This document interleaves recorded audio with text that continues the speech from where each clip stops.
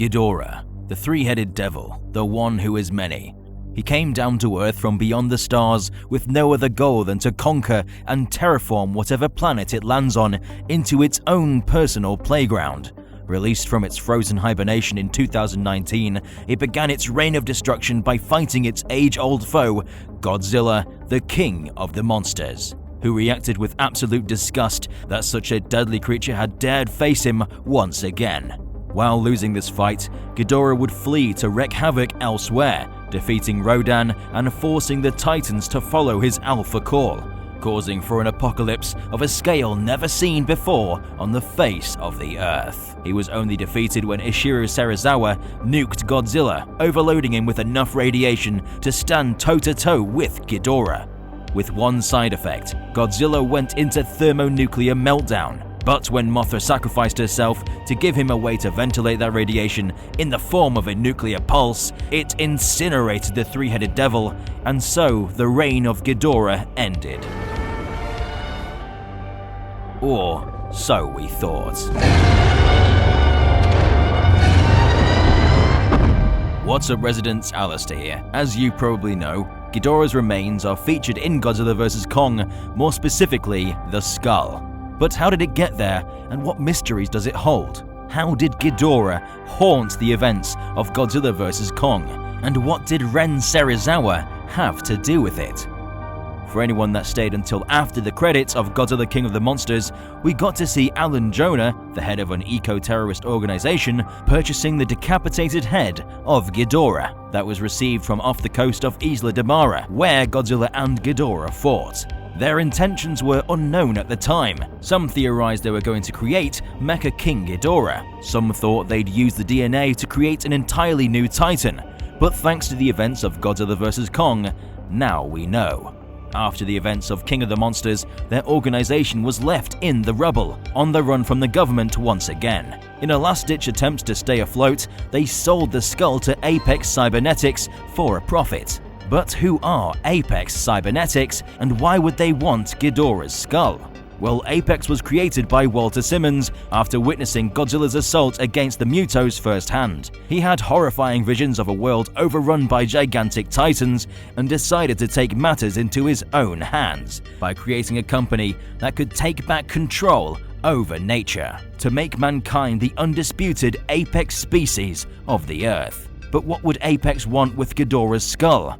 Well, as it turns out, Ghidorah's genetic memory is embedded into its DNA, and when utilized, allows a pilot to control a Titan-sized machine through a neural network. So Simmons decided to create a true rival to the King of the Monsters in the form of Mechagodzilla, a decision that would lead to disastrous circumstances. But who would they get to pilot Mechagodzilla?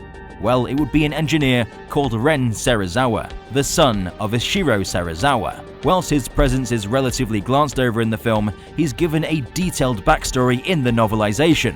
Ren resented his father. Ishiro never had time for him, instead spending his days focusing on researching Gojira. Ren practically worshipped his father, longing for the days they'd reconcile, though they'd never get such catharsis as Ishiro sacrificed himself to save Gojira, his obsession. So Ren focused his anger on Godzilla, who, after everything, felt like a big brother that Ishiro favorited and truly loved. After taking down Godzilla, maybe then his father's spirit would acknowledge him and maybe even love him. It was this motivation that pushed Ren to help Apex take down Godzilla. By placing on a headset and connecting to Ghidorah's neural network, he is able to control Mechagodzilla telepathically. But in their ignorance to acknowledge the dangers of trying to control nature, a darkness brewed within the remains of Ghidorah's skull, just waiting for the opportunity to rise once again. With Mechagodzilla running at minimal power, it was unable to perform to a level that could face off against the King of the Monsters. But thanks to a surveillance mission to the Hollow Earth, led by Nathan Lind, Apex was able to download the chemical compound of an energy source that is powerful enough to power Mechagodzilla to its full potential. But with the energy source untested, Ren warned Simmons that activation might have unknown repercussions.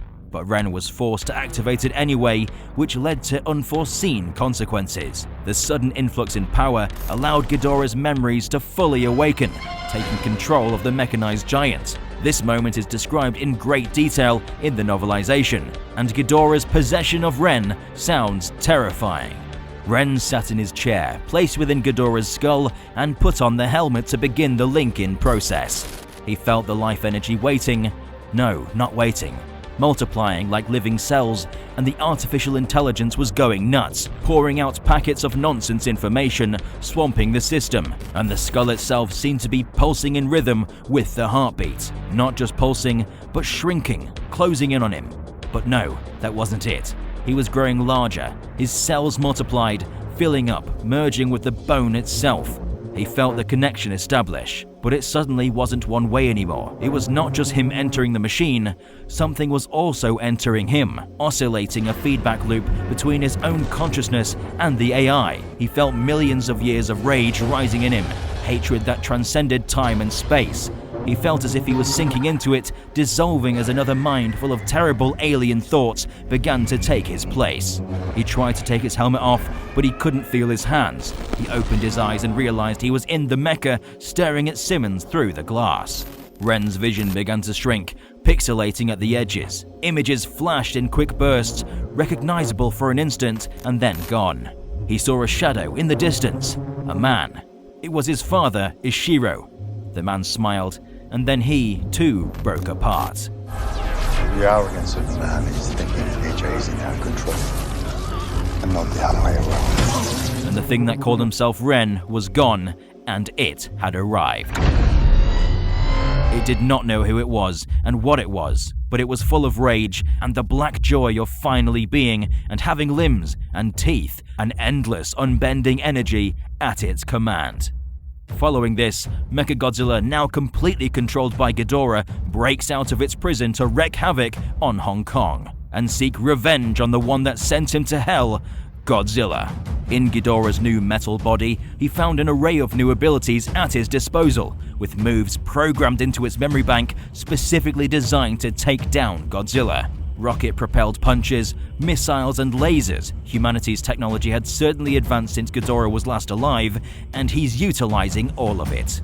And Godzilla felt all of it as Mechagodzilla took out his rage on the king of the monsters. Though when it seemed like all hope was lost, Kong joined in on the fight to assist Godzilla, understanding that the true enemy was Mechagodzilla. And with the assistance of Josh Valentine, who fried the remote systems for Mechagodzilla, temporarily disabling it, Godzilla and Kong were able to take down the mechanized giant, preventing it from turning the world to ash, ending the haunting of Ghidorah, or at least for now.